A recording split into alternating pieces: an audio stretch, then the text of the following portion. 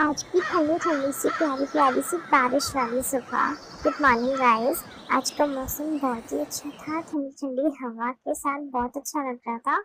और आज शरद पूर्णिमा भी है, तो सुबह सुबह मैंने की सत्यनारायण भगवान जी की कथा। शाम को घर आते वक्त लेट हो जाता है, इसलिए मैं कथा सुबह में ही करके जाती हूँ। फिर ऑफिस आकर काम किया, वॉक करी, काम किया, वॉक करा।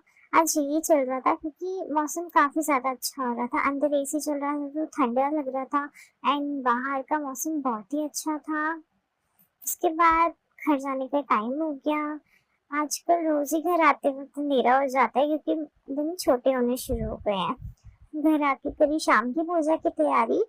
खीर मैं सुबह में बना के गई थी। आज पूर्णमासी है, शरद पूर्णिमा, तो आज के दिन चंद्रमा की रोशनी में खीर रखी जाती है, लेकिन आज बारिश की वजह से चांद दिखाई नहीं, तो मैंने खीर भी ऐसे ही रखी और अपनी पूजा भी ऐसे ही करी। Bye bye, good night.